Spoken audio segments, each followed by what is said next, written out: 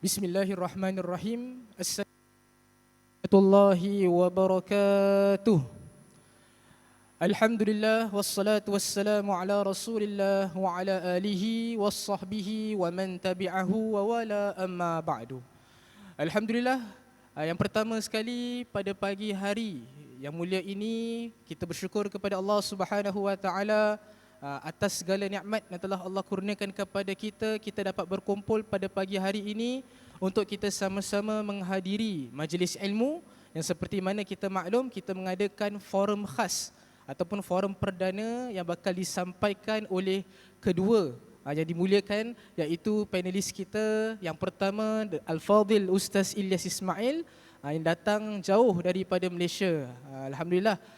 Kemudian yang kedua, panelis kita yang kedua adalah Al-Fadhil Ustaz Windu Wijaya, yang lain dan tidak bukan Ustaz yang juga mengajar di sini yang berpengalaman insya-Allah.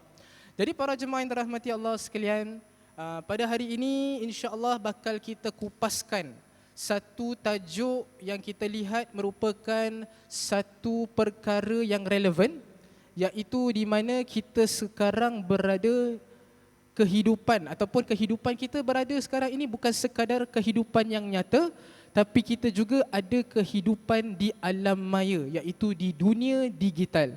Maka topik kita yang bakal kita bincangkan pada hari ini adalah akhlak dan etika di dunia digital. Tapi sebelum itu, itulah kita lihat, kita bersyukur juga, kita berterima kasih kepada Al-Fadhil Ustaz Ilyas Ismail. Apa khabar Ustaz? Sihat? Kalau kita lihat, yang terakhir sekali Ustaz Ilyas datang ke Masjid Al-Iman, iaitu pada tahun 2019. Kalau kita ingat bulan Januari 2019 sebelum Covid. Kemudian bulan Mac pada tahun tersebut dah mula masjid tutup, kemudian kita mengalami pandemik COVID-19, dan di mana kita tahulah pelbagai ujian yang kita hadapi pada tahun tersebut. Jadi alhamdulillah pada hari ini nanti insya-Allah kita akan mendengarkan pencerahan daripada Al-Fadhil Ustaz juga. Jadi seperti mana kita maklum, dalam dunia digital ia merupakan satu dunia yang di mana ia juga mempunyai kebaikan. Dalam masa yang sama juga, dalam alam media sosial ini, ia merupakan satu tempat yang di mana segala keburukan pun ada di dalamnya. Jadi di situlah, tak kira pada usia kita yang muda ataupun yang dah dewasa ataupun dah lanjut usia, semua di kalangan kita menggunakan media sosial. Jadi para jemaah yang dirahmati Allah sekalian, seperti mana kita lihat, tajuk kita akan menceritakan tentang akhlak dan etika di dunia digital. Kita maklum akhlak inilah merupakan satu perkara yang Nabi SAW telah mewasiatkan kepada kita untuk kita mempunyai akhlak yang baik. Nabi SAW telah bersabda, akmalul mu'minina imanan ahsanuhum khuluqa. Orang mukmin yang paling sempurna imannya adalah yang terbaik akhlaknya. Jadi, akhlak ini bukan sekadar kita hidup dalam alam kenyataan, tetapi akhlak ini juga perlu kita jaga dalam alam media sosial. Jadi para jemaah yang dirahmati Allah sekalian, insya-Allah kita akan tujukan soalan kita yang pertama kepada panelis kita, iaitu Al-Fadhil Ustaz Ilyas Ismail, yang di mana kita maklum, kita kenal Ustaz Ilyas ini juga merupakan salah satu ustaz influencer lah kata orang tu dekat tempat Malaysia, yang terkenal, yang di mana ustaz sendiri juga merupakan content creator, telah mengadakan konten-konten di media sosial, sama ada untuk berdakwah ataupun untuk menggunakan wadah platform untuk mempromosi perniagaan dan lain-lain lagi. Jadi dengan itu, ingin kita bertanya kepada Al-Fadhil Ustaz, bagaimana cara kita nak menggunakan media sosial ini dengan cara yang bertanggungjawab, dan apakah akhlak-akhlak yang boleh kita applykan yang telah diajarkan oleh Rasulullah SAW di dalam dunia digital. Maka tanpa membuang masa lagi, kita menjemput Al-Fadhil Ustaz Ilyas Ismail. Dipersilakan Ustaz. Terima kasih. Assalamualaikum warahmatullahi wabarakatuh. Bismillahirrahmanirrahim. Alhamdulillahi rabbil alamin. wassalatu wassalamu ala Rasulillah wa ala alihi wa sahbihi ajma'in. Qala rabbi shrah li sadri wa yassir li amri wahlul 'uqdatam min lisani yafqahu qawli. Allahumma iftah lana qulubana fi talabil ilmi warzuqna ikhlasu fihi wal 'amalu bihi wan nashru bihi hatta ya'tiyana al yaqin. Amin ya rabbal alamin. Amma ba'du. Terima kasih sahabat saya Al-Fadhil Ustaz Zuhdi. Semakin hari semakin handsome, ganteng Ustaz ya. Tapi jangan riak Ustaz, berdosa ya. Alhamdulillah. Ustaz Zuhdi handsome sikit, saya handsome banyak ya.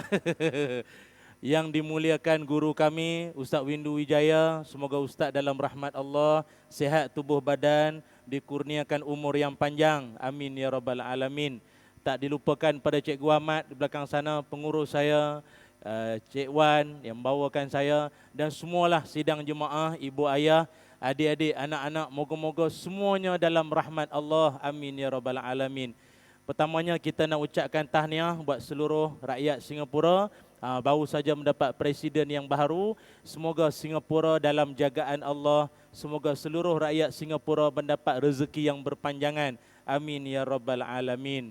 Hari ini kami di Malaysia sambut Hari Malaysia hari ini 16 September. Marilah kita semua doa semoga tanah air kita dalam jagaan Allah. Amin ya rabbal alamin. Muslimin muslimat sekalian, sekarang kita berada pada satu zaman yang sudah banyak bedanya ya, banyak perbezaan sekali dengan zaman dahulu. Sekarang ini saya ambil contoh, kalau macam kami di Malaysia, handphone ataupun alat peranti gadget ini semua jumlahnya begitu banyak sekali. Handphone itu banyak. Kalau macam kami di Malaysia, rakyat Malaysia sekitar 33 juta rakyat Malaysia, 33 juta. Akan tetapi handphone sudah 37 juta. Ramai handphone dari orang. Orangnya tak ramai, handphone ini lagi ramai. Sehingga kan ada satu badan kerajaan buat satu research di Malaysia. Rakyat Malaysia ada yang sampai 198,286 orang, ada sampai 5 handphone satu orang. Apa dia bikin sampai 5 handphone? Satu orang pakai 5 handphone. Tak cukup dengan itu, ada sekitar 6,77 juta orang, ada 2 handphone termasuk aku.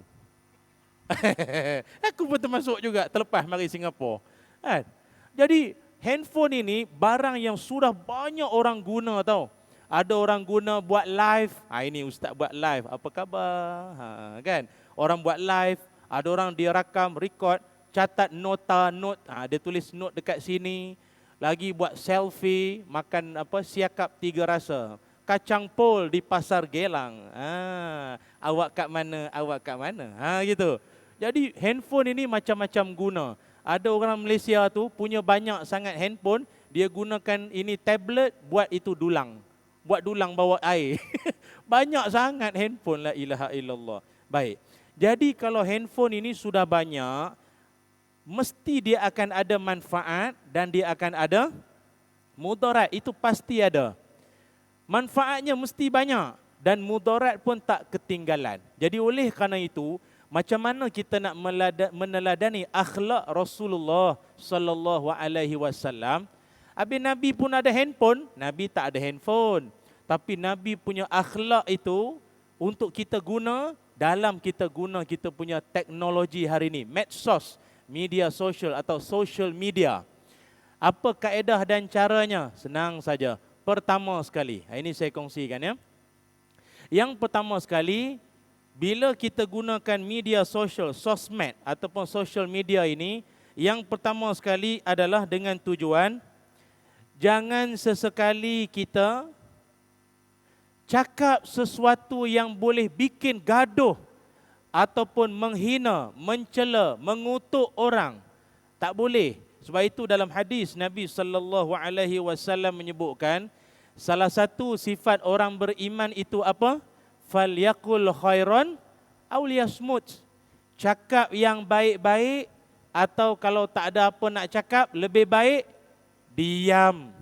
Buatlah yang baik pada manusia dengan kerelaan serta keikhlasan. Jerih payah kita tidak sia-sia. Tuhan telah berjanji memberi. Oh, tak tahu lagu tu ya? Oh, itu bagus, itu lagu lama tu. Memberi balasan. Balasannya syurga. InsyaAllah ini semua dapat syurga. Amin. Ya Rabbal Alamin. Ya. Tapi kena sembahyang subuh. Kalau subuhnya tak sembahyang minta syurga, itu payah juga tu. Subuhnya jam 11. Payah. Dengar. Jadi amalan pertama ialah cakap mesti yang baik-baik. Jangan menghina. Dekat Facebook, dekat media sosial sekarang ini, banyak orang hina orang sana. Kutuk sana sini. Oh, dia cakap itu ustaz hidungnya kembang. Ini ustaz kulitnya gelap. Kok ireng gitu. Ini ustaz badan gitu. Ini tak boleh. Hina-hina orang tak boleh. Hina orang, maki orang, mencela orang tak boleh. Sebab itu dalam hadis yang lain, Nabi SAW menyebutkan, laisal mu'min bitta'an walal la'an walal fahish walal bazzi. Kata Nabi SAW, bukanlah orang beriman yang jenis suka melaknat, suka mencaci maki, suka mengherdik ataupun suka menghina dan bermulut kotor, mencarut. Habis semua cerita dalam kain-kain semua habis dia bilang orang, dia cakap orang. Tak boleh. Tapi itulah ya, manusia kan kadang-kadang dia geram, macam-macam dia cakap. Kadang dia tengok ada orang makan anniversary dengan suami dia, sedang menyambut anniversary, makan ketam masak lemak. Ketam masak lemak tengah makan. Jadi ada orang dia komen kat bawah tu, ada yang komen pun ada. Yang komen di bawah itu, tak payahlah nak tunjuk bahagia sangat. Macamlah engkau seorang yang paling bahagia ini, tak payah. Ataupun kadang macam-macam lah dia kutuk. Macam, maaf ya, ini saya sendiri. Zaman sekarang ni pun saya tak tahulah. Ada anak-anak muda pun ada. Dia tak suka dengan kita.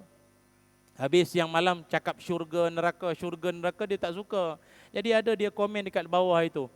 Dia kata, maaf, saya tengok ustaz punya hidung macam binatang, dia cakap. Ada ustaz. Dia kata, dia bilang saya punya hidung saya macam ada binatang tu. Hidung kembang macam binatang. Tak baik tau. Kalau tuan-tuan tengok saya punya muka, lagi sikit macam Aaron Aziz. Kalau perasanlah, 2 kali tengok macam macam Alif Aziz. Lebih kurang lah. Saya tak nak bilang, tapi tuan-tuan mesti mengakulah. Handsome-nya tidak, manisnya ada. Ya. Ustaz Windu lagi manis. Orang lama kan. Jadi ingat, pertama jangan gunakan media sosial ini menghentam orang, menghina, mencaci maki. Sebab dulu orang menghina pakai lisan, lidah. Sekarang pakai tulisan. Dia kutuk sana, dia maki sana sini, macam-macam dia bilang, dia cakap ini. Jangan ya. Kalau rasa geram nak cakap ni itu semua, sabar, istighfar, astaghfirullahalazim. Jangan. Itu akhlak Nabi SAW. Sehingga kan isteri Nabi Aisyah pernah dalam satu ketika dia nak cerita pada Nabi tentang fizikal seorang isteri. Dia menggambarkan, dia kata, ya Rasul, itu isteri yang badan je, nak bagi taunya isteri yang seorang lagi tu, yang pendek-pendek, yang rendah-rendah, buat macam tu, buat gaya sikit je. Nabi bilang, cakap-cakap engkau ini Aisyah, kalau dilempar ke laut, hitam laut. Maknanya cakap itu boleh menimbulkan kemarahan orang, boleh menimbulkan perasaan tak suka semua, tak boleh. Jadi cakap biar yang baik-baik saja. Dalam media sosial. Kalau tidak, berdosa kita semua nanti. Satu. Yang kedua, kita dalam media sosial, Facebook, Instagram, TikTok, YouTube semua, apa kita mesti kena jaga? Akhlak Nabi. Yang kedua adalah, jangan cerita semua benda dalam Facebook. Jangan cerita semua benda yang bersifat personal, privacy, dalam media sosial. Jangan cerita semua. Sebab itu dalam satu hadis, dalam bab tentang mimpi ya. Siapa sini pernah mimpi? Siapa sekarang sedang mimpi? Ada? Dia tak tahu dunia nyata ke, dunia maya ke, maya karin ke mana ni ya? Dalam bab mimpi, Nabi pernah berpesan. Dengar ya. La taqussur ru'ya illa ala alimin aw nasihin. Nabi pernah bersabda, dengar ya. Kata Nabi, Janganlah engkau menceritakan mimpi. Engkau punya mimpi, jangan cerita sama orang. Tapi kalau nak cerita juga, boleh. Illa ala, dua orang. Dua orang ini saja kalau engkau nak cerita pun. Siapa? Alimin au nasihin. Pertama kepada orang-orang alim, orang yang banyak ilmu. Yang kedua, orang yang penasihat yang ikhlas. Itu boleh. Sebab itu malam tadi mimpi macam-macam kan? Mimpi kena kejar dengan isteri. Ya kan? Sekarang ni banyak golongan takwa. Tahu takwa? Takut bini tua. Banyak. Jadi sampai terbawa-bawa dalam mimpi. Jadi dia panggil apa? Nightmare. Nightmare. Yang diharap sweet dream. Tak ada sweet dream, nightmare. Jadi dia mimpi hantu, isterinya jadi tayar, kejap isteri dia jadi tiger, dragon, semua ada. Jadi akhirnya dia siang hari dia pergi cerita ke orang. Malam tadi aku mimpi rumah aku terbakar. Aku mimpi mak aku mati ya. Aku mimpi aksiden. Jangan cerita dengan orang. Tak boleh cerita dengan orang tau. Tak boleh. Kalau di Malaysia macam-macam orang. Mimpi jumpa Nabi. Bukan tak boleh cerita dekat orang. Kalau awak itu orangnya memang soleh, potongan orang alim, macam Tuan Guru Datuk Abu Hasan Din, Harun Din, itu okeylah, itu ulama orang alim. Ustaz Windu ini orang alim, semua tak apa. Tapi kalau awak pun jenis subuh pukul 11 pagi, dia bilang dia jumpa Nabi, yang kita bimbang yang dia mimpi bukan Nabi, mungkin Abu Jahal. Arab mana yang kau jumpa ni? Tak boleh. Jadi jangan cerita semua benda pada orang, tak boleh. Baru-baru ni ada isu dekat Malaysia. Dia gaduh dengan isteri dia. Dia gaduh dengan suami dia cerita dalam Facebook. Saya gaduh dengan suami saya jahat, suami saya zalim, tak baik macam Firaun. Macam-macam dia tulis. Bila dia luah dekat Facebook, dekat ruangan komen, macam-macam orang ni. Sabarlah, sabar itu separuh dari iman. Kita kan Masjid Al-Iman, banyakkan beri sabar itu, macam-macam lah itu. Tapi dalam ramai-ramai itu ada juga dia punya ex matai. Ex matai dia ada dalam tu. Kenapa tu? Itulah dulu saya nakkan awak, awak tak nakkan saya. Jom PM tepi, personal message. Habis. Itu yang banyak bergaduh. Dia panggil apa? Berselingkuh ada yang panggilnya main kayu tiga. Kayu golf tak apa. Kayu tiga ni bahayalah, banyak curang-curang banyak. Bermula dari media sosial. Ingat, jangan cerita semua benda pada orang, okey? Cerita yang baik-baik okeylah, cerita yang personal jangan. Pagi tadi makan kacang pul sama teh tarik, itu tak apa. Teh tarik Singapura ni memang luar biasa lah, ajaib lah. Saya di Malaysia tak minum teh tarik kecuali sini. Lama-lama saya kena tarik diri ya kalau macam ni ya. Yang ketiga, akhlak Rasulullah. Nabi ajar kepada kita dalam media sosial adalah jangan kita bersangka-sangka. Inna ba'da zanni ismun. Sebahagian dari sangkaan itu adalah dosa.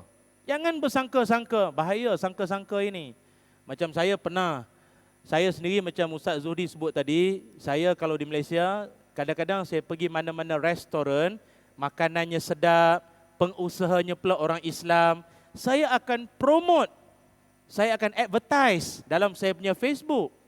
Kan? Ibu-ibu ada Facebook, akaun Facebook ada? Bagus. Ada nenek di Malaysia itu, dia teringin juga nak buka akaun Facebook. Tapi tak tahu macam mana nak bikin. Dia pergi bank.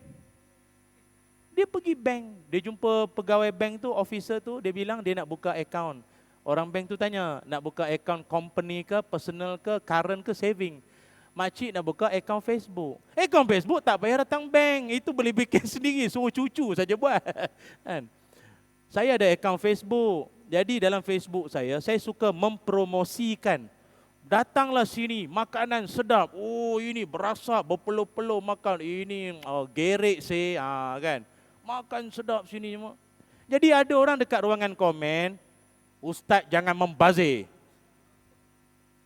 Ini Ustaz suka menunjuk-nunjuk makanan pada orang. Kesian kami orang miskin. Astaghfirullahaladzim. Saya mempromosikan kedai makan orang.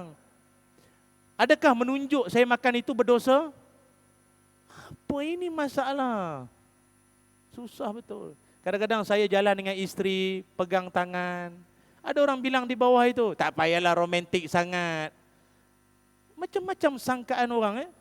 Hari itu ada seorang jumpa saya, Ustaz tahniah. Kenapa pula?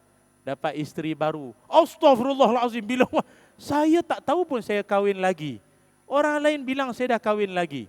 Dia kata, mana awak tahu saya kahwin lagi? Saya nampak itu Ustaz ada foto, ada gambar dengan perempuan. Mana itu jemaah saya? Oh iya ke? Astaghfirullah. Jangan sangka buruk.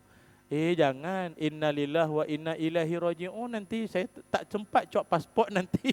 Tak balik Malaysia aku nanti. Jangan sangka, mesti tanya dulu. Jangan bersangka-sangka. Itu bahaya. Inilah 3 akhlak yang Nabi ajar dalam apa dunia sekalipun, termasuklah dunia media sosial. Wallahu a'lam. Alhamdulillah, terima kasih Ustaz atas perkongsian 3 poin yang sangat baik, Masya Allah. Jadi Ustaz tadi telah mengatakan yang pertama adalah jangan kita mencela, ataupun lebih tepat lagi merupakan hadis daripada Rasulullah SAW untuk kita berkata baik ataupun diam. Itu yang paling penting. Sebab kadang-kadang pun kalau saya lihat dalam alam media sosial ini, perkara yang ramai manusia suka share, kadang-kadang ceritanya tak ada kena-mengena dengan dirinya ataupun keluarga dia, ataupun tak ada kena-mengena langsung dalam kehidupan dia. Sebagai contoh, kalau Ustaz kita lihat dalam Facebook kita, yang paling banyaklah berkenaan tentang video-video, sebagai contohlah, maaf kata tentang video kemalangan sebagai contoh. Kemalangan yang terjadi pada hari tersebut, pada tempat tersebut, yang bantu berapa ramai orang? Mungkin berapa orang? Tapi yang di alam media sosial yang sibuk untuk kongsikan, sebarkan, tak ada membantu apa-apa pun, itu yang ramai. Komen pun ramai dan sebagainya. Yang lebih teruk lagi, kalau sekiranya kemalangan tu akan mengambil nyawa dan sebagainya, dia telah menyebarkan satu perkara, mungkin keluarga-keluarga mangsa tak selesa dengan perkara tersebut. Jadi itulah yang dinyatakan oleh Ustaz tadi untuk kita lihat kepada hadis Nabi SAW. Kalau sekiranya tak ada perkara yang baik untuk kita cakap, baik-baik kita diam sahaja. Dan kemudian Ustaz juga telah menceritakan tentang tak semua cerita yang kita nak kongsikan. Sebab kadang-kala ada cerita-cerita yang kita nak kongsikan tu, mungkin orang akan komen kita, orang akan kecam kita, ataupun orang menganggap kita ni orang yang riak dan sebagainya. Dan tambah lagi tadi, kalau sekiranya kita ceritakan semua benda, nanti ada unsur-unsur fitnah berkenaan tentang rumah tangga kita pun kita nak cerita dekat orang, datang orang ketiga, datang mantan kita dan lain-lain lagi. Dan yang terakhir, Ustaz juga telah menceritakan tentang jangan kita sangka buruk. Ini banyak kita dengarlah dalam syarahan-syarahan kita, dalam kuliah-kuliah kita berkenaan tentang sangkaan buruk. Sebahagiannya boleh menjadi dosa bila perkara itu tak benar. Boleh jadi fitnah dan sebagainya. Jadi inilah 3 perkara yang sangat bernas yang telah dikongsikan oleh Al-Fadhil Ustaz. Dan insya-Allah kita akan langsung kepada panelis kita yang kedua, iaitu Al-Fadhil Ustaz Windu Wijaya, untuk kita bertanyakan soalan berkenaan tentang di alam media sosial ini, bukan sekadar orang-orang dewasa sahaja yang menggunakannya. Bahkan anak-anak kita sekarang pun dah ada handphone. Tadi Ustaz kata handphone lagi ramai daripada manusia. Jadi anak-anak kita, saya pernah dengar kisah di dalam radio yang di mana beliau diceritakan oleh seorang pasangan ibu dan ayah.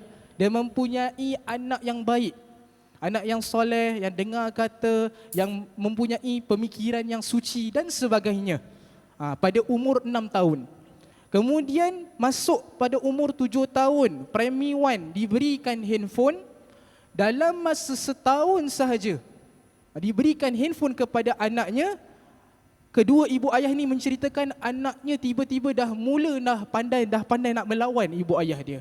Dah pandai melakukan perkara ini, dah pandai untuk membalas adik-beradiknya dengan perkara-perkara yang dia tak suka dan sebagainya. Daripada mana dia belajar perkara tersebut? Sedangkan dalam ahli keluarganya tidak mengajar perkara tersebut. Sudah tentu datang daripada handphone yang diberikan oleh ibu dan ayahnya. Maka sebab itu, kadang-kala kita perlu lihat kepada anak-anak kita sama ada sedia ataupun tidak sedia untuk kita memberikan handphone dan sebagainya. Dengan itu kita nak bertanyakan kepada Ustaz, peranan ibu dan ayah dalam pendidikan anak-anak supaya anak-anak ini tidak terlibat dalam perkara-perkara yang tidak baik di alam media sosial. Dipersilakan Ustaz. Assalamualaikum warahmatullahi wabarakatuh. Alhamdulillah wa syukurillah wa la hawla wa la quwata illa billah amma ba'du. Rabbi israh li sadri wa yassir li amri wahlul 'uqdatam min lisani yafqahu qawli. Subhanaka la ilma lana illa ma 'allamtana innaka antal alimul hakim. La haula wa la quwwata illa billahil aliyil azim. Ilahi anta rabbi wa ridhakal matlubi. Yang saya muliakan pengurusi majlis Ustaz Zudi, yang makin handsome saya tengok. Buah jambu 3 serangkai, dimakan terasa asam. Jamu apa yang Tuan pakai, makin ku pandang makin handsome. Sebelah kiri saya yang tidak asing lagi, Ustaz dari Malaysia, cukup popular dan saya banyak belajar dari Facebook beliau, dan saya mungkin salah seorang murid beliau lah. Dan para jemaah, para sahabatku yang dimuliakan Allah. Lain padang, lain belalang, lain lubuk, lain ikannya, lain ustaz, lain gayanya. Saya mohon maaf seandainya penyampaian saya nanti kurang berkenan atau kurang tepat jawabannya, mohon saya dimaafkan. Boleh kan? Jangan sampai ada mengatakan tiada maaf bagimu. Tentu beda orang muda menyampaikan dengan semangat 46. Saya orang tua slow sikit. Saya mulai dulu, iaitu ada pepatah, ini orang tua bercakap lain sikit. Slow tapi pasti dia. Ada pepatah mengatakan begini, kalau dulu pepatah mengatakan begini, jauh di mata, dekat di hati. Ya kan? Betul tak? Tapi sejak ada handphone ni, dekat di mata, jauh di hati, itu masalah. Kalau dulu betul, jauh di mata, dekat di hati. Sekarang dah tak lagi.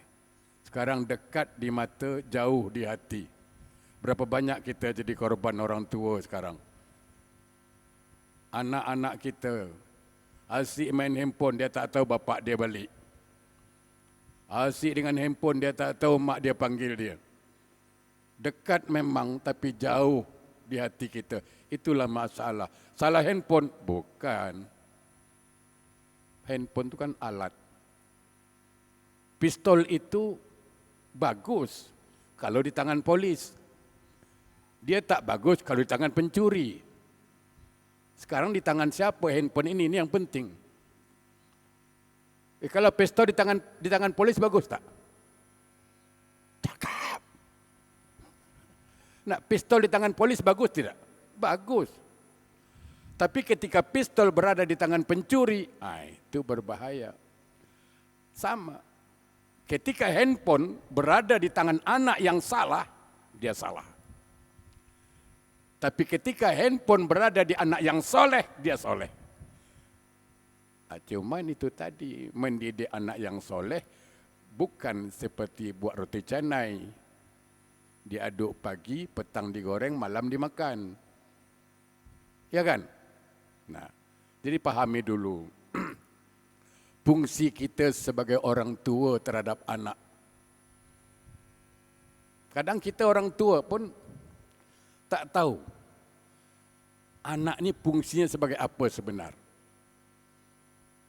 Sebelum saya jelaskan, saya ingin katakan apa. Tadi akibat daripada handphone, ya kan? Orang tua itu madrasul ula, kan itu. Dia madrasah yang paling utama. Betul, Bu? Mana mungkin bayang-bayang lurus kalau kayunya bengkok? Mana mungkin anak ini menjadi anak yang soleh kalau mak bapaknya tidak soleh? Kan banyak sekarang ni macam, maaf selalu saya sampaikan, macam orang di Lakin. Tahu Lakin kan? Johor Bahru. Tuan-tuan, saudaraku, sahabatku kalau pergi Lakin cuba pada Singapura. Turun aja bas Singapura sampai Lakin. Kuala Lumpur, Kelang Kuala Lumpur. Ya kan? Dia suruh kita pergi Kuala Lumpur, tapi dia tak pergi-pergi sampai sekarang. Betul? Dia suruh kita pergi Kuala Lumpur. Tapi dia tak pergi. Kan sama saja itu. Menyuruh anak baik, mak bapak tak baik. Mustahil. Nah, oleh karena itu, orang tua peranannya penting sekali ini. Kalau bahasa Jawanya, very important. Ya. Mana mungkin, tadi saya katakan, mana mungkin bayang-bayang lurus kalau kayunya bengkok. Jadi kalau ingin menjadikan anak kita anak yang soleh, jadilah ibu yang soleh. Soleha. Ingin menjadikan anak kita soleh, jadilah ayah yang soleh. Nah sekarang pertanyaannya, apa itu soleh? Oh yang soleh itu Ustaz, yang bawa tasbih kemana-mana. Biksu Saulin tasbih lagi besar, itu tak soleh. Yang soleh itu Ustaz yang pakai serban, Bengali pun serban. Nah saya kasih contoh paling mudah. Siapa itu anak yang soleh, siapa isteri soleha, siapa itu suami soleh. Nah modelnya paling mudah saya kasih. Handphone ni gunanya untuk apa? Untuk saya bercakap pelan, suara akan keluar terdengar keras. Betul? Maka handphone, mikrofon ini bermanfaat. Manfaat itulah soleh. Kursi ini gunanya untuk apa? Saya duduk. Sekarang saya duduk selamat, tenang, macam nak tidur pun tadi. Maka bermanfaat, maka itu soleh. Sama. Anak soleh atau soleha, anak yang bermanfaat. Amal soleh, amal yang bermanfaat. Orang tua soleh, orang tua yang bermanfaat. Istri yang soleha, istri yang bermanfaat. Hamba yang soleh, hamba yang bermanfaat. Itu. Tapi kalau tak ada manfaat bagaimana? Kan banyak sekarang. Namanya soleh tapi orangnya salah. Betul tak? Banyak orang Islam. Kalau janda panggil, sayang, datang rumah, berebut datang. Janda panggil, sayang, datang rumah, berebut datang. Allah panggil, hayya ala solat, datang rumah, satu pun tak datang. Ayo. Macam. Betul ke tak betul ni? Betulkan aja dulu. Janda panggil sayang, datang rumah, speed. Lari 100 lah. Janda panggil sayang, berebut datang. Allah panggil solat, datang rumah, kata Allah. Buat pokak je dia. Itu pun masih mau masuk surga, bayangkan. Macam dia ahli jawatan kuasa surga tu. Nah sekarang ini, balik pada tajuk tadi. Pahami fungsi anak. Pertama, anak itu amanah. Itu satu. Anak itu amanah. Maka Nabi berpesan, al-amanatu tajlibur rizqi wal khiyanatu tajlibul faqara. Siapa yang menjaga amanah, rezekinya akan turun. Rezekinya akan datang. Tapi ketika dia berkhianat terhadap amanah itu, dia tidak tunaikan amanah itu, maka kemiskinan datang pada dia. Anak itu akhirnya apa? Miskin ilmu, miskin amal, miskin akhlak. Kita tak usah jauh-jauh. Saya tanya dulu, muslimah. Semualah saya tanya. Ada orang pinjam yang simple sajalah. Orang pinjam piring. Dia nak buat kenduri, dia pinjam piring kita. Pasti piring yang kita pinjam, piring bersih. Betul? Dia pakai buat kenduri kotor. Lalu dipulangkan kotor-kotor. Marah atau tidak marah? 40 saat dari sekarang. Ayo. Itu soalan cepu. Hadiah nanti pengurusi kasih. Saya ulang balik. Ada orang pinjam piring kita, kita bagi piring bersih. Okey? Bila diminta piring itu, dia tak cuci. Dipulangkan kotor-kotor. Soalan saya, kecewa atau tidak? Kecewa. Sama. Allah amanahkan kita anak yang bersih. Kullu mauladun yuladu ala fitrah. Setiap bayi yang lahir fitrahnya suci tanpa dosa dan noda. Tapi didikan kita membuat dia bermaksiat. Gara-gara handphone barangkali salah satu di antaranya. Gara-gara didikan agama tidak kita kasih. Anak kita bergeliman maksiat dan mati dalam keadaan berdosa. Allah kasih dia bersih. Lalu kita pulangkan kotor-kotor. Allah kecewa atau tidak? Kecewa. Makanya didik anak itu supaya faham. Muru auladakum bis salah, kata Nabi, suruh anak-anakmu salat. Iza balagha sab'an sinin, kalau umur 7 tahun suruh salat. Umur 9 tahun tak salat, fadribuhu, pukul dia. Siapa yang berani pukul anak sekarang? Anak tak salat, siapa yang berani pukul?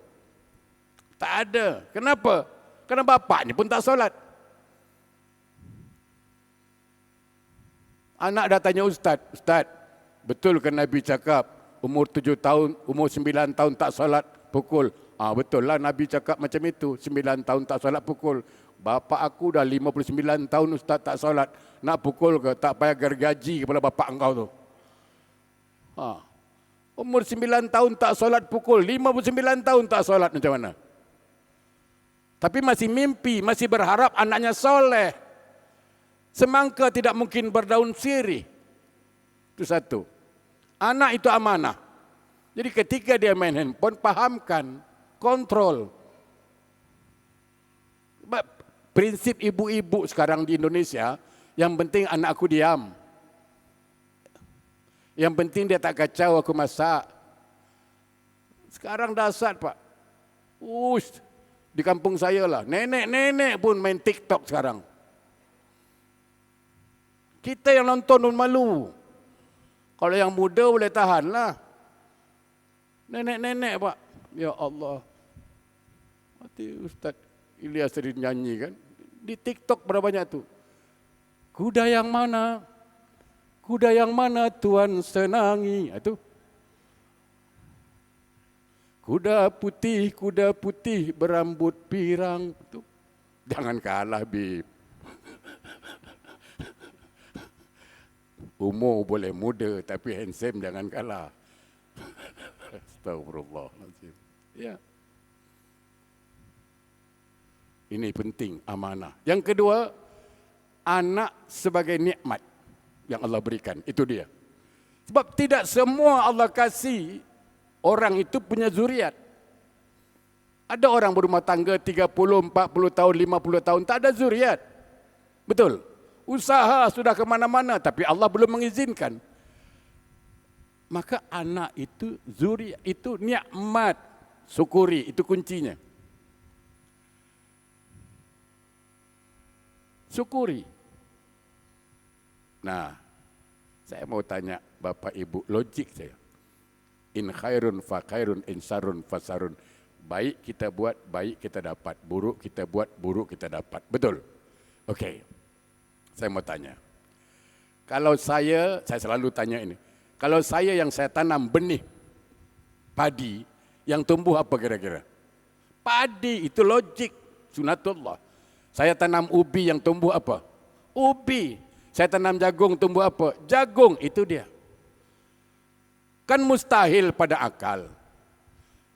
Saya tanam ubi, lalu saya berdoa, dan semua kita berdoa, ya Allah, dia tanam ubi, tumbuhkan stroberi. Macam permintaan yang tidak logik. Sama. Anak ini nikmat, tapi kita engkari. Tidak kita didik agama. Lalu kita ingin anak ini soleh, kan sama saja tanam ubi minta tumbuh stroberi. Kalau ingin anak kita soleh, soleha, tanamkan bibit-bibit itu. Kalau kita tanam kebaikan, yang kita tuai apa? Kebaikan. Nah, ketika kita memberikan kebaikan pada anak, terutama soal agama. Di rumah tangga dulu. Tengok ayahnya solat, maknya solat. Subhanallah. Anak itu lambat atau cepat? Senang. Solat. Solat. Dia solat. Kenapa? Mak bapaknya solat. Tapi kalau bapak tak solat, anak bapak panggil solat. Solat. Anak tengok. Bapak tak solat. Bapak lain. Bapak lain pula. Mana boleh begitu? Itu anak nikmat, maka syukuri. Ketika kita engkari, maka dia menjadi azab. Yang ketiga, anak sebagai ujian, cobaan. Termasuk handphone ini pun cobaan ini. Wa nabluukum bis-syarri wal khairi fitnah. Allah ciptakan sesuatu sebagai cobaan. Kita berikan handphone pada anak, itu cobaan. Kalau dia menimbulkan kebaikan. Di handphone ini ada yang positif, ada yang negatif. Ada muratal Al-Quran di sini, ada. Ada sumber-sumber hadis di situ, ada. Tapi di situ juga ada produk-produk haram.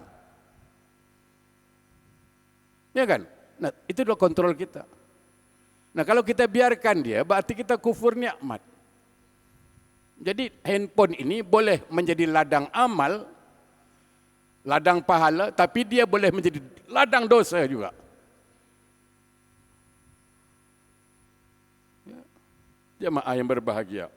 Jadi 3 itu. 1, anak sebagai amanah. Yang kedua, anak sebagai nikmat.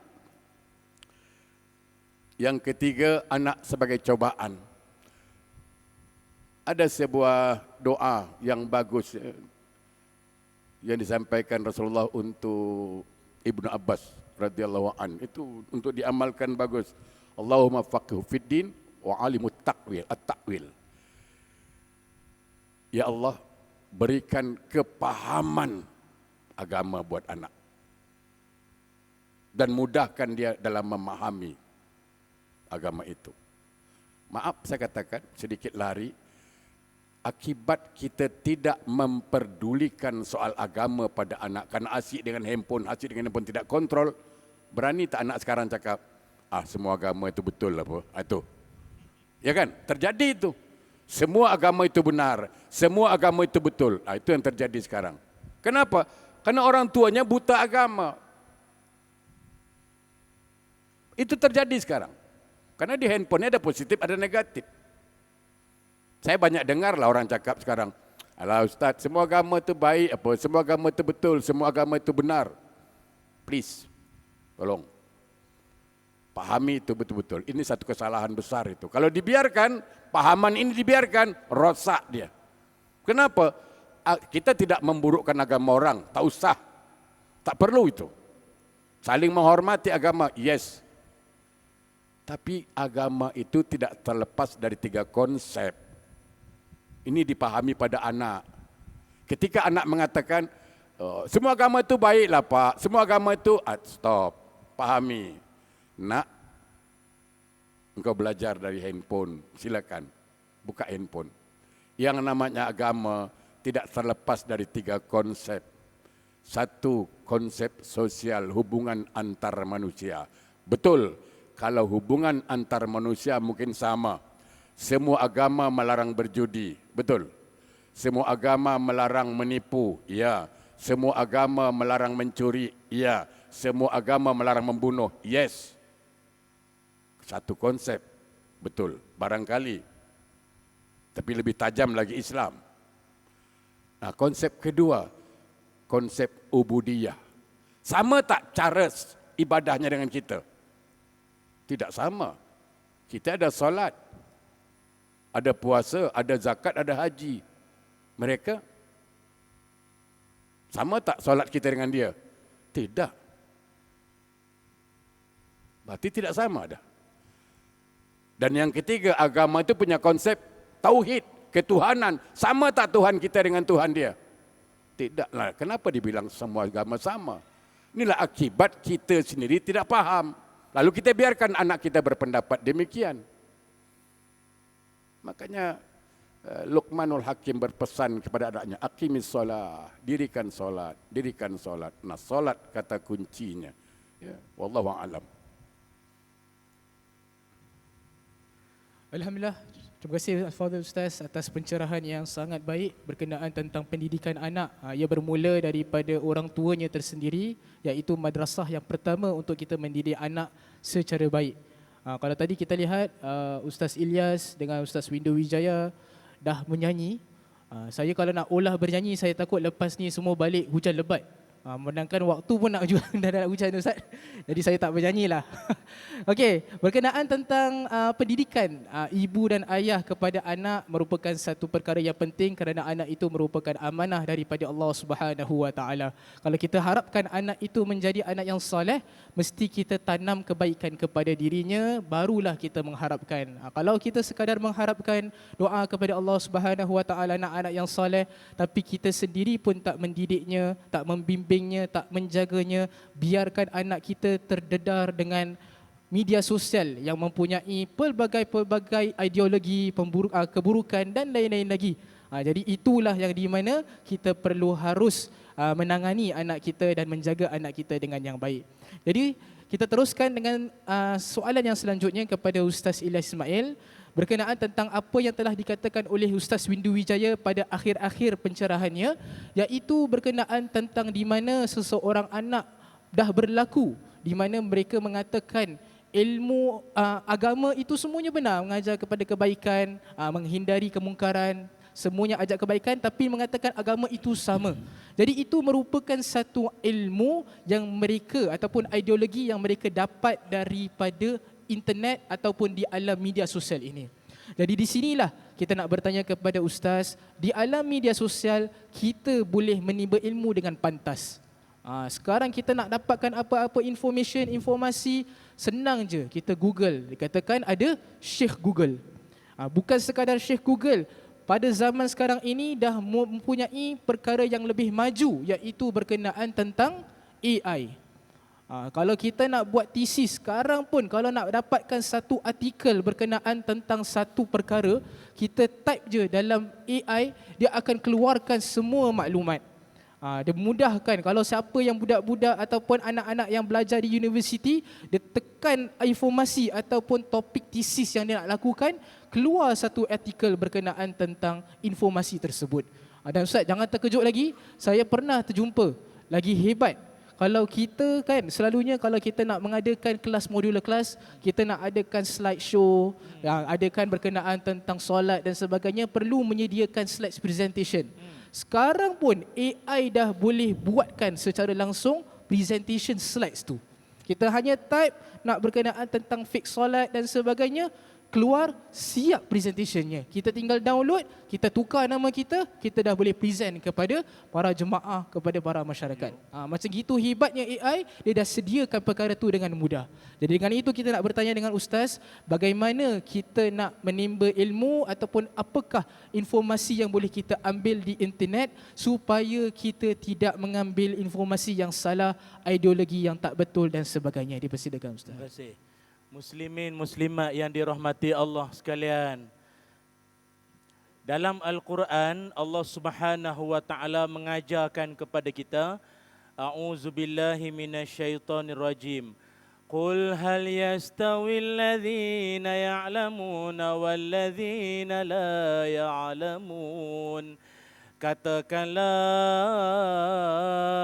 adakah sama orang yang berilmu dengan orang yang tak berilmu? Sadaqallahul azim. Apa maknanya? Allah nak mengajarkan kita manusia mesti sentiasa keep on going, kena belajar lagi dan lagi sampai kita dah tak ada lagi. Sebab itu belajar ini lifelong learning. Oh, sejak cop pasport semalam speaking Jawa, saya ngomong Jawa ini. Alon-alon ni ya. Belajar ini sampai bila-bila. Saya ini orang jemput jadi pensyarah. Orang panggilnya ustaz tapi tak layak jadi ustaz. Tapi kalau balik ke rumah, saya balik kampung saya di Kedah, kadang-kadang kalau hari raya, vacuum, sapu sampah, anak soleh kan? Sapu sampah, bersih itu, pasang langsir. Kadang-kadang itu belum solat lagi. Mak saya tanya, Ilyas, dah solat Zuhur? Sudah solat? Saya kata, belum lagi mak, sikit lagi mau siap. Mak saya bilang, ustaz, semayang. Astaghfirullahalazim, baru insaf. Mak, kalau ikutkan mak saya, patut atau tidak dia bilang saya, ustaz, patut atau tidak? Anak ini sudah ceramah ramai orang. Ingat, tak kiralah anak kita tu pensarah ke ustaz ke lembaga pentadbir masjid ke sukarelawan ke mufti sekalipun, ibu tetap ibu. Mesti suka menasihatkan anak selagi hidup. Kan ada setengah ibu ayah dia bilang, anak dah besar, anak saya ustaz, anak saya pensyarah, penceramah, tak payah nak nasihatlah. Tak boleh. Dia anak, dia tetap manusia, sering kelalen. You know kelalen? Ojo kelalen. Dia selalu lupa. Jadi kita kena selalu remind. Sebab itu Allah ajar manusia dengan ilmu berpisah tiada. Mesti belajar walaupun tidur. Mesti belajar tuan-tuan ya. Sebab itu zaman sekarang, saya nak sebut ya pada ibu-ibu, ayah-ayah semua yang ada di hadapan saya ini, dengar ya. Zaman sekarang, kecanggihan teknologi, macam Ustaz Zudi sebut tadi ni, punya canggih zaman sekarang, sampai anak-anak zaman sekarang, dia belajar, dia menuntut ilmu pun, semuanya dipakai internet. Maksud saya begini, sampai satu tahap, dia dah tak macam kami, ini tradisional ni. Bercakap, tuan-tuan dengar, ya. Semua golongan taat ni, taat. Ya. Kan? Anak-anak zaman sekarang, dia dipanggil zaman problem of intention deficit. Iaitu, saya panggil ini golongan 1 minit. Apa makna golongan 1 minit? Dia tak boleh dengar panjang-panjang. Dia nak dengar semua within 1 minute only. Panjang berjela ini besar sampai 1 jam ni dia tak boleh. Dia nak pendek-pendek, short, simple, sweet. Saya ulang, sweet. Pendek, short itu cukup. Dia tak mau panjang-panjang, dia tak mau. Zaman sekarang. Sebab itu kalau macam saya ada TikTok, saya pun ada ustaz TikTok, tapi TikTok saya cuma ceramah, syarahan ilmu-ilmu saja. Tak ada gelik-gelik, tak ada. semua yang ilmu-ilmu saya bagi. Sebab itu anak-anak muda, kalau dia tengok saya punya TikTok, semua saya buat video semua 1 minit. Dia nak cakap pendek-pendek. Marilah kita jadi anak yang soleh, sayang mak bapak, jangan lupa. Itu saja. Tak payahlah ni Nabi bersabda, Allah berfirman, zaman Rasulullah, dia tidur. Panjang berjela dia tak nak. Sekarang dia zaman semua make it short. Ini zaman dia. Sebab itu kita jangan marah. Kenapa tak boleh dengar panjang? Tak boleh. Memang itu zaman dia sekarang, anak-anak sekarang. Dia tak boleh panjang-panjang. Semua nak pendek-pendek je. Itu yang kita bimbang. Kalau kahwin pun sekejap. Semua nak sekejap ya. Pagi tadi kahwin, petang dah minta pasah dah macam-macam. Ataupun zaman sekarang juga disebut, iaitu zaman di mana anak-anak mereka belajar tanpa melihat siapa guru mereka. Itu pun bahaya. Sebab itu Ibnu Sirin pernah menyebutkan dalam kata-katanya terkenal, inna hazal ilma dinun fanzuru amman ta'khuduna dinakum. Sesungguhnya kata beliau, agama ini, sungguhnya agama, ilmu itu adalah agama. Lihatlah daripada siapa kau ambil itu agama.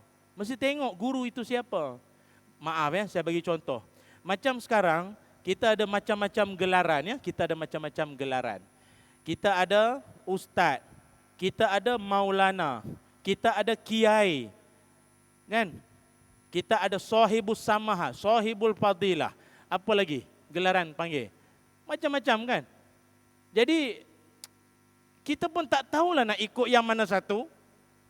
Sebab itu gelaran ini pun penting.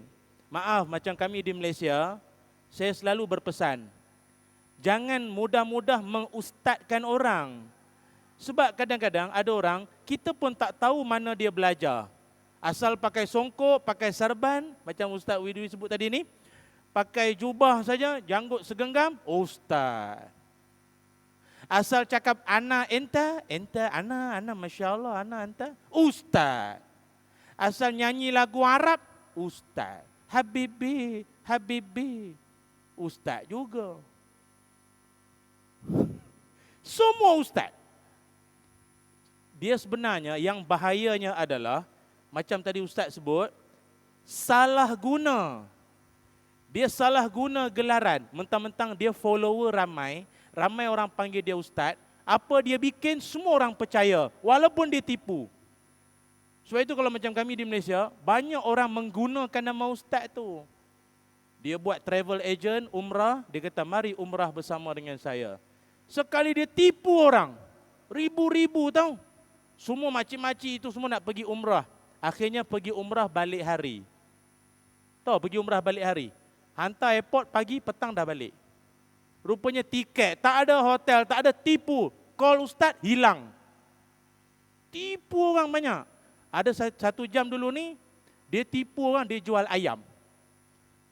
Orang kata, berilah saya punya ayam. Ayam saya bagus. Ustaz, ayam ini apa bagus? Oh, ini ayam dengar Quran. Siang malam ayam ini dengar Quran. Astagfirullahaladzim. Habis itu kalau ayam dengar Quran, oh itu daging lembut. Dia punya daging lembut, selalu dengar Quran 30 juz. Astagfirullahaladzim. Quran turun untuk orang, bukan ayam. Tapi disebabkan dia menggunakan gelaran ustaz, ramai orang percaya. Dulu ada satu produk, air hujan malam Jumaat. Dia buat botol. Dia jual, laku. Dia kata siapa minum, jin, setan lari. Kliwon semua lari, hantu, jin, pelesit semua lari.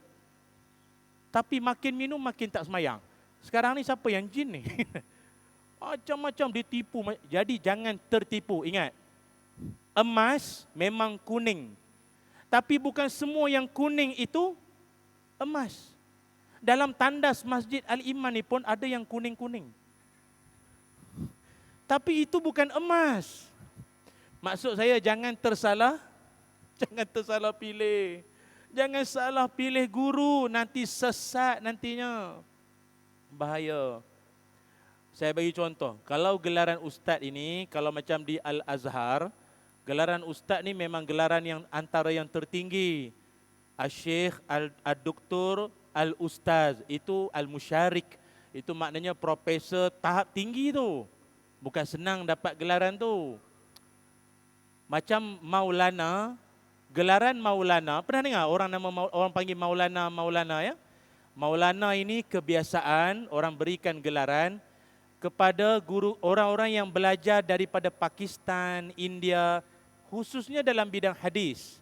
Dia balik tanah air, orang panggil dia Maulana. Itu okeylah. Macam kita bukan Maulana, kita banyak Maulena. Itu lain.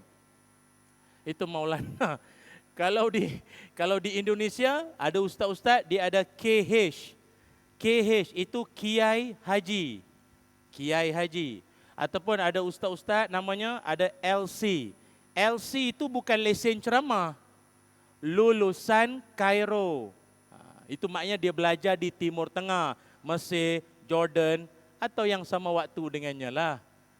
Jadi kita sebagai masyarakat jangan tersalah pilih. Jadi ustaz, macam mana kami nak tahu ini semua? Sebab sekarang ni saya punya follower ramai anak-anak muda sekarang ni, ramai. Saya ustaz, saya macam mana saya boleh tahu? Satu hari saya pergi ceramah, saya bagi syarahan satu tempat. Habis saya bagi syarahan, saya nak balik ke kereta saya. Belum sempat sampai kereta, ada orang bagi salam. Assalamualaikum ustaz. Saya pun siapa pula ni? Saya tulis belakang. Rupanya ada anak muda, seluar pendek, pakai singlet. Ustaz! Oh, panggil saya ustaz. Dengan seluar pendek, itu macam lain ni. Saya takut dia salah orang. Ini ustaz lah. Lu ustaz lah. Oh, gua minat gila lah lu. Peluk sekali, peluk. Oh, ambil berkat-berkat ustaz. Oh, orang macam ini planet mana ni? Dia kenal saya macam tu punya dressing, seluar pendeknya itu ini. Dia kata siang malam I follow you punya Facebook tau ustaz. You punya live, you punya ceramah I follow tau. You bagus itu, you buat joke I ingat ini semua. Oh, gua, lu dia gua, lu gua. Kami ustaz-ustaz tak biasa ayat itu. Kami ana, enta, Masya Allah, tabarakallah. Saya pun nak cuba juga. Gua macam tak masuk. Macam tak kenal gua. Tapi nak bagi tahunya pada semua, rupa-rupanya anak-anak muda sekarang, walaupun dia tak hadir ke masjid, yang hadir ini pun muda, pernah muda. Dia orang banyak tengok guna ini. Dia pakai media social media sekarang ini. Sebab itu tolong doakan. Saya bagi ilmu sebanyak-banyaknya. Tapi biasalah Ustaz ya, bila kita menyampaikan ilmu dalam social media, pun banyak dugaan, banyak cabaran, banyak. Kadang-kadang mari peminat-peminat perempuan pun tak terlepas. Ada setengahnya tu dia minat, minatlah Ustaz tu. Oh ya Allah. Risau ini sebab kita lelaki normal ni. Kita lelaki ni kadang-kadang ni manusia juga ya, as a human being. Kita manusia biasa, walaupun ustaz. Kadang-kadang dia datang dekat, dia kata, Ustaz, saya rasa hidup saya dah tak keruan. Hidup saya dah tak ada panduan. Ustaz boleh tunjukkan saya jalan yang lurus? Oh boleh, bisa aja. Jalan yang mana? Ikut Woodland ke, ikut mana, ikut Tuas ke, ikut East Coast mana, boleh, kita boleh tunjuk. Lepas tu, baik tu sekarang kena hati-hati. Ustaz pun macam-macam jenis, yang muda-muda ini kena risau ni, yang handsome-handsome, jambu-jambu ini. Macam kami ini jambu batu, ini lain. Ini semua dah jambu batu, ini jambu licin lagi, bahaya. Jaga-jaga Ustaz ya, jaga. Ini pesanan dari seorang abang dan ayah. Ya. Jadi macam mana kita nak pilih guru yang betul? Islam mengajarkan, pilihlah guru dengan 4 cara. Berapa cara? 4 cara. Yang pertama sekali, kalau nak pilih guru, pilihlah guru yang pertama sekali memiliki ilmu yang benar dan benar-benar berilmu. Faham ya? Dia berilmu dan benar-benar berilmu. Bukan ilmu separuh masa. Asal tanya aja wallahu a'lam. Asal tanya ustaz apa hukum? Wallahu a'lam. Semua wallahu a'lam, tak tahu apa. Apa ustaz belajar dulu kan? Jadi pertama carilah guru yang betul-betul ada ilmu. Dan bukan ilmu yang main-main ni, bukan. Tambahan pula ada guru yang sekarang ini dia gunakan ilmu dia untuk tujuan nafsu dia. Ada? Ada. Orang tanya dia, ustaz ini apa hukum? Oh ini haram. Ini haram, tak boleh. Oh iya ke ustaz, ini buah takkan tak boleh makan. Buah ni, tapi buah ni daripada jiran saya lah. Dia jatuh, bergolek, tapi masuk pagar saya. Jadi saya makan boleh? Tak boleh, itu hak jiran. Mesti minta dulu dari jiran. Habis kalau saya makan, haram lah. Oh haram. Bukan apa, saya ingat kalau buah ini hukumnya halal, saya nak potong sikit buah mangga ini, taruh pulut sama santan, nak bagi ustaz. Tapi dah ustaz bilang haram, tak apalah. Ustaz tu bilang, oh iya ke? Sebenarnya halal. Astagfirullahalazim. Dia boleh tukar hukum ya? Ada yang macam tu. Dia jawab hukum ikut nafsu. Jangan. Oh bahaya macam ni. Itu bahaya. Itu yang pertama. Yang kedua, carilah guru yang bila kita belajar daripada dia, kita akan jadi manusia yang saling berkasih sayang. Berbaik-baik sesama kita. Jangan berguru dengan yang siang malam suruh kita gaduh. Itu tak betul, ini tak betul. Jangan ya. Kalau macam tu kami di Malaysia, kami panggil itu ustaz katak kita panggil ya. Apa makna ustaz katak? Dia katak, tuan-tuan tahu itu katak. Katak ini simbol jahil sebenarnya. Katak ni dia ada sound. Wrong. Dia speaking tu. Semua orang salah. Wrong. Tapi ada satu lagi katak punya spesies. Tak tahulah ni Bukit Panjang ada tak ada. Katak tu bunyi right. Semua wrong, right, wrong. Apa ini? Ilmu tak ada pak. Ini bahaya. Katak macam katak pula. Orang macam ni bahaya. Tapi ada satu katak, saya tak tahulah tuan-tuan pernah jumpa ke tak. Orang kata dekat Johor banyak. Bunyi dia pelik sikit. Wrong, korek. korek. Entah apa dia korek pun tak tahu. Jadi hati-hati. Ini ilmu kena ambil dari guru yang betul. Yang kedua. Yang ketiga, carilah ilmu dari guru yang membawa kita daripada suka keduniaan ke arah zuhud. Sebelum ini kita semuanya dunia ya, fikirkan makan siang malam. Tapi bila dengar syarahan, insaf. Ustaz tu ajar kita ingat akhirat, ingat tanggungjawab ibu bapa tadi ustaz dah bilang tadi kan. Ingat itu. Wah, mu ajar ustaz berbelang-belang macam mana? Oh, ada kipas. Yang macam mana ustaz ada light, spotlight cantik macam show pula ya. Tu. Jadi itu yang ketiga. Dan yang keempat, carilah guru yang seorang guru yang dia membawa kita minar riya ilal ikhlas. Asalnya kita buat apa semua nak menunjuk-nunjuk kat orang. Tapi bila kita dengar dia punya syarahan, hati kita kembali jadi ikhlas. Itu guru yang bagus. Ada orang kadang di rumah tak pernah pun solat tahajud bangun malam. Tapi balik datang rumah mak mertua, wah, malam-malam bangun semayang pukul 3 pagi. Allahu Akbar. Mertua pergi toilet nak pergi kencing. Orang kencing manis. Dia pergi toilet. Dia tengok menantu dia lelaki. Allahu Akbar semayang. Bagus ini macam punya menantu. Sekali anak datang tanya, mak, kenapa mak? Tak ada, laki engkau, suami engkau bagus. Ini nak kiamat susah nak jumpa anak macam ni. Menantu ni bagus. Mak, abang tu semayang isyak. Astaghfirullahalazim. Isyak baru semayang pukul 3. Memang mak, biasa abang semayang isyak lagi 5 minit nak subuh. Teruk betul laki kau ni. Mana kau dapat bus stop? Oh, patutlah. Ingat ya, cari guru yang betul dan carilah menantu yang betul ya. Wallahu a'lam.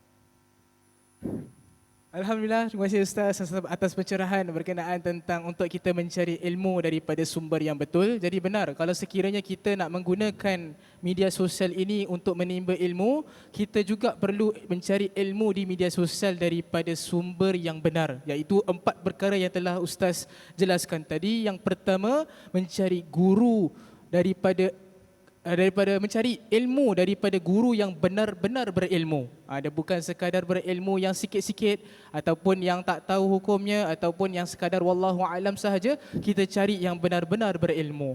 Kemudian selanjutnya Ustaz juga mengatakan untuk kita mencari guru yang sentiasa mengajak kita kepada kasih sayang, bukan menyebarkan kebencian, ketidaksukaan orang dan lain-lain lagi. Dan selanjutnya kita mencari guru yang sentiasa mengajak kita ke arah zuhud, yang di mana bila kita dengar syarahannya, ceramahnya membawa kita kepada keinsafan, mendekatkan diri kita kepada Allah Subhanahu wa taala. Dan yang terakhir dan lain dan tidak bukan, guru yang mengajar kita tentang keikhlasan, melakukan sesuatu kerana Allah Subhanahu wa taala. Jadi para jemaah yang dirahmati Allah sekalian, insya-Allah kita lanjutkan soalan kita yang terakhir kepada panelis kita yang kedua, Al-Fadhil Ustaz Windu Wijaya, yang di mana kita ingin menanyakan tentang soalan di mana soalan ini kita lihat pada zaman sekarang ini di dunia digital boleh dikatakan senang berlakunya viral. Kalau saya ingat pada zaman sekolah saya dulu, waktu dulu belum lagi ada internet yang begitu maju, yang senang untuk mendapat informasi dengan pantas dan sebagainya, kita sukar nak dapatkan satu perkara yang viral. Selalunya berita ataupun satu cerita itu datang daripada surat khabar, kemudian datang daripada berita di TV, televisyen sebagai contoh, ataupun berita datang daripada radio. Dan bila berita tu sampai, dia hanya hentikan perhentian dia hanya di situ sahaja, berita sampai kepada masyarakat.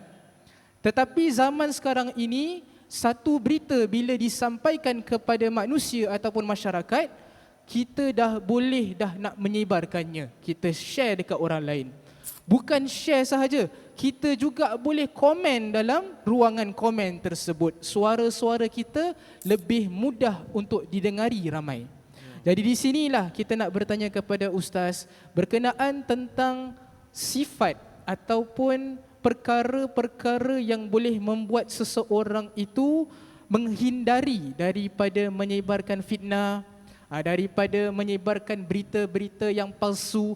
Bagaimanakah ataupun apakah ciri-ciri ataupun akhlak yang perlu diterapkan dalam dirinya supaya perkara tersebut tidak berlaku dalam diri kita. Dipersilakan Ustaz. Bismillahirrahmanirrahim. Pertanyaan yang agak berat. Saya jawab ni sebenarnya. Saya cuba jugalah. Tapi saya mohon maaf terlebih dahulu kerana bahasanya agak kurang bagus. Tapi saya tidak menemui contoh yang lebih baik, itu masalah. Ya. Saya cari tadi apalah contoh paling baik dari jawapan ini. Saya tidak menemui kecuali ada satu contoh. Tahu buntut ayam? Tahu buntut ayam? Pernah tengok? Tak payah tengoklah. Buntut ayam tu, dia dua yang dia keluarkan. Satu telur ayam, satu lagi apa? Tai ayam. Pandailah pilih. Kalau dia keluar tai, jangan ambil. Kalau telur, ambil. Itulah dia. Begitulah kita menanggapi media sosial ni. Kalau dia baik, kita share, tak masalah. Ya kan? Buntut ayam tu kan dua yang dia keluar. Kalau baik, kalau telur, kau ambil lah makan lah, tak ada masalah. Kau bagi orang makan, tak masalah. Tapi kalau tak ayam, jangan kau makan. Apalagi kasih orang. Al-bahaya. Sama. Jadi ketika di media sosial itu, ada nilai kebaikan, ada nilai ibadah, share. Maka kita jadi kuntum khaira ummah. Menjadi orang yang terbaik. Kenapa? Ta'muruna bil ma'ruf. Menebarkan kebaikan. Tetapi kalau seandainya yang keluar tai ayam, stop. Jangan dekati, pegang pun jangan. Cukup baca, hapus. Share pun jangan. Karena itu kotoran. Ya, seperti mana Ustaz Ilyas kata tadi, dia di Facebook ada Mat Rock datang, itu memang pengalaman lah kita Ustaz ni. Dia masih dipeluk laki-laki, saya perempuan yang peluk lagi. Walaupun muda-muda, malu dah tua-tua gini. Ya. Isteri saya cakap, memang suami aku tak handsome, tapi merindukan, dia cakap. Oh, ya. Saya pernah naik ferry dari Batam sini, satu perempuan, dia selalu tengok Facebook saya lah. Dia pakai miniskirt. Tahu miniskirt? Bawa sikit minibus. Dia tengok saya duduk. Dia dekat sebelah saya. Tengok. Astagfirullahaladzim dia. Kacau ni dah. Dalam hati saya, cobaan. Cobaan. Oh ya, dia pakai miniskirt. Bayangkan, saya ustaz. Mata pun masih normal. Normal pikiran saya ni sebelah ni. Alamak. Saya minat ustaz lah katanya. Saya selalu dengar ustaz siaran langsung gini-gini. Dapat jumpa alhamdulillah. Dia pandang saya pandang paha dia. Macam mana? Serba salah. Dia depan saya. Ditengok dosa besar, tak tengok rugi besar. Macam ya kan? Tengok dosa besar, tak tengok rugi besar, itu masalah. Nah itu. Jadi sekali lagi, apa yang ingin saya katakan? Gunakan akal sehat kita dalam menilai satu perkara. Dalam surah Al-Fusilat ayat 46 itu. Man amila salihan fali nafsi, wa man asa'a fa'alaiha. Siapapun yang berbuat kebaikan, maka kebaikan itu untuk kita. Siapa berbuat jahat, maka kejahatan untuk kita. Ketika di media sosial itu ada kebaikan, lalu kita share kebaikan itu, maka kebaikan itu akan kembali kepada kita. Tapi ketika kita tahu ini fitnah, wah ini tak baik disebarkan ini, maka jangan kita sebarkan. Kenapa? Berapa banyak dosa kita dapat nanti. Tadi Ustaz pun cakap, orang komen macam-macam. Saya kasih ilmu paling mudah. Jangankan Ustaz, jangankan saya, jangankan Ustaz Judi. Nabi pun orang hujat. Maka ketika satu jamaah cakap, Ustaz teruklah ada orang komen Ustaz. Ustaz inilah, itulah, inilah. Ustaz, macam-macam Ustaz. Ustaz tak marah ke? Ustaz tak masuk hati ke? Tidak. Mau ilmunya. Mau tak? Mau saya kasih, tak mau saya balik. Senang aja ilmu dia. Ketika orang mencerca kita, menghina kita, menghujat kita, mencaci maki kita, sebenarnya dia sedang membuang kotoran-kotoran hatinya. Paham? Lalu kenapa kotoran itu kita masukkan ke hati? Kenapa harus kotoran hatinya kita masukkan ke hati kita? Ketika kotoran hatinya dibuangnya, lalu kita tampung, masukkan ke hati kita yang busuk. Siapa sekarang? Hati siapa busuk? Hati kita jadi busuk. Makanya ketika orang mencerca kita, ketika orang menghina kita, ketika orang memfitnah kita, itu kotoran hatinya dia buang. Aku tak sudi terimanya. Relax. Relax brother, relax. Relax brother, relax. Santai. Tapi ketika makian, cacian itu, hinaan itu, kita masukkan ke dalam hati. Kalau sampah masuk ke hati, apa yang terjadi? Hati kita membusuk, maka yang keluar juga busuk. Yakinlah jemaah yang berbahagia, sahabatku yang tercinta. Kalau di teko itu diisi air sirap, maka tuang gelas manapun pasti keluar air sirap. Betul.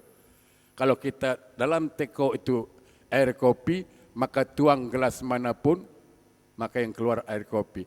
Ketika hati kita bersih, insya Allah, maka yang keluar semuanya bersih. Iza saluhat jasadu amalu, wa iza fasadat jasadu amalu.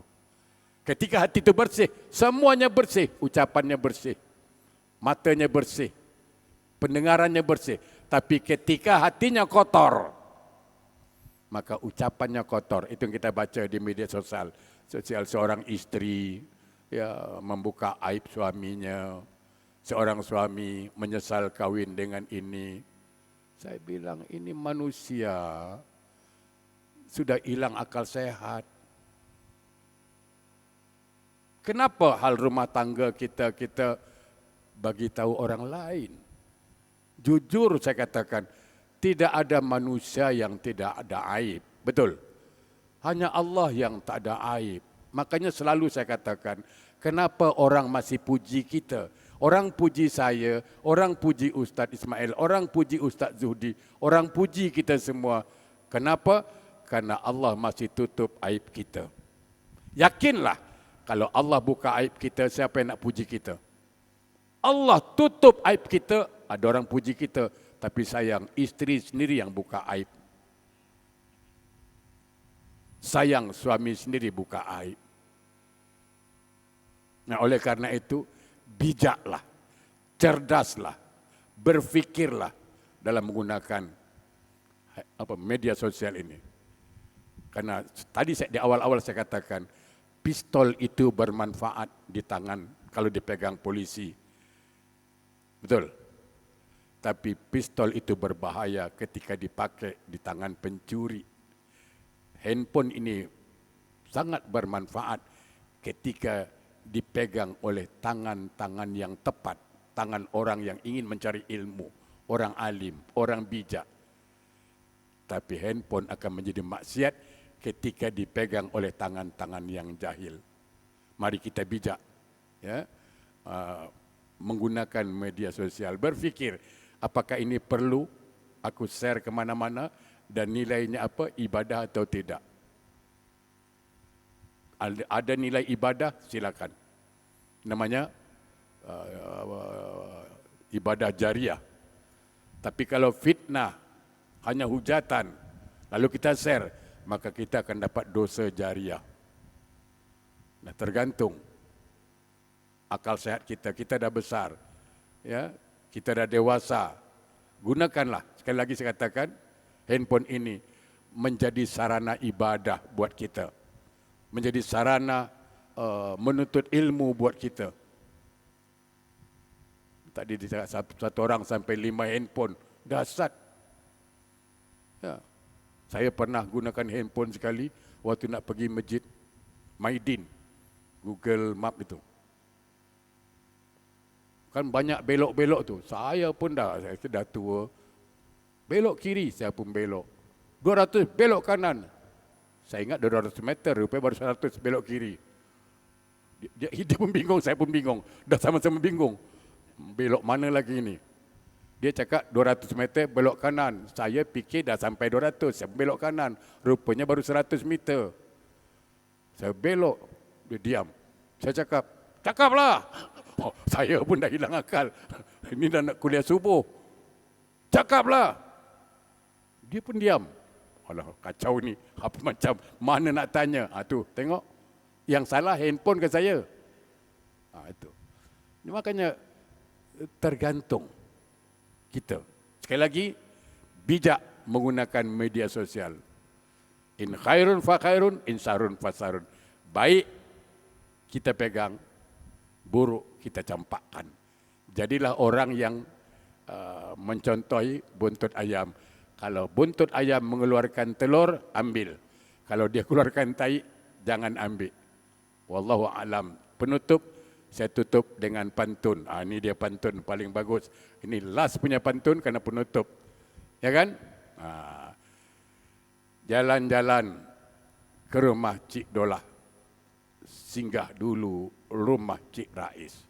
Kalau ada penyampaian kami yang salah, tolong jangan repot balai polis. Wassalamualaikum warahmatullahi wabarakatuh.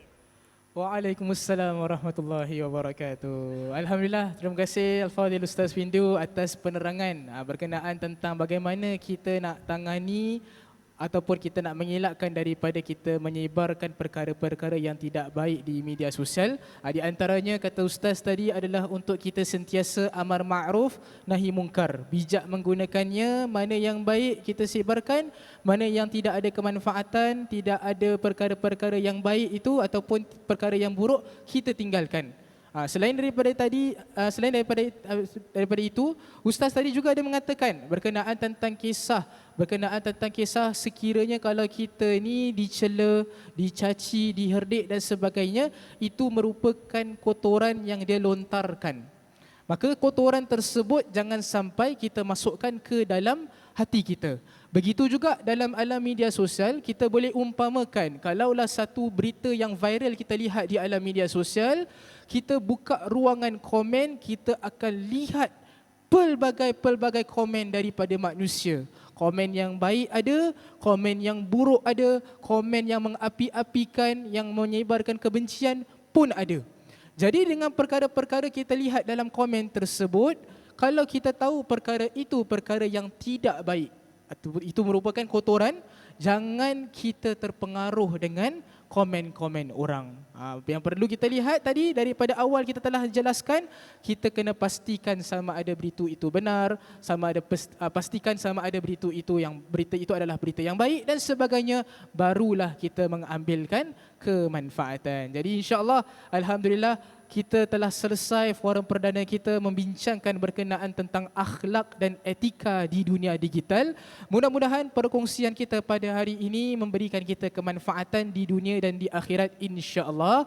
Sebelum kita akhiri dengan doa, ingin saya maklumkan bahawa insya-Allah pada malam ini kalau sekiranya ada yang masih lagi ingin mengikut ke dalam majlis ilmu yang bakal disampaikan oleh Al-Fadhil Ustaz Ilyas Ismail, pada malam ini akan diadakan di Masjid Al-Muttaqin. Kita lihat Ustaz Muslim pun dah sampai di masjid.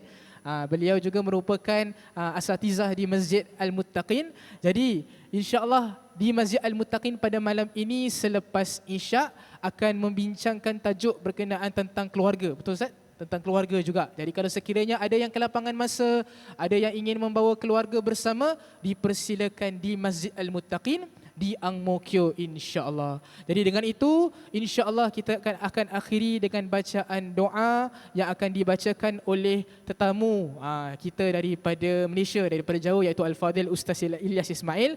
Mudah-mudahan doa yang bakal kita bacakan ini juga akan dirahmati Allah, akan dikabulkan oleh Allah Subhanahu wa taala insya-Allah. Doa saya. Bismillahirrahmanirrahim.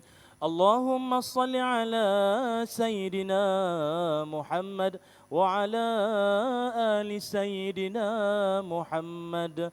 الحمد لله رب العالمين حمدا يوافي نعمه ويكافئ مزيده. يا ربنا لك الحمد كما ينبغي لجلال وجهك وعظيم سلطانك. اللهم اغفر لنا ذنوبنا ولوالدينا وارحمهم كما ربونا صغارا. اللهم إنا نسألك علما نافعا ورزقا طيبا وعملا متقبلا. اللهم أغننا بالعلم وزينا بالحلم وأكرمنا بالتقوى وجملنا بالعافية. Ya Allah, ampunkanlah dosa-dosa kami ya Allah. Ampunkanlah dosa ibu ayah kami ya Allah, sama ada mereka masih hidup atau telah meninggal dunia. Ampunkanlah dosa ibu ayah kami ya Allah. Ya Allah, ampunkanlah dosa pasangan-pasangan kami, suami isteri kami, anak-anak kami seluruhnya ya Allah. Ya Allah, rahmatilah hidup para guru-guru kami, asatizah kami ya Allah. Panjangkan umur mereka ya Allah. Ya Allah, rahmatilah seluruh warga Masjid Al-Iman ini ya Allah. Jadikanlah semua yang hadir pada hari ini umur mereka panjang, diberikan kesihatan yang baik, dikurniakan kesabaran dalam hati, dijadikan akhlak yang mulia dalam jiwa mereka ya Allah.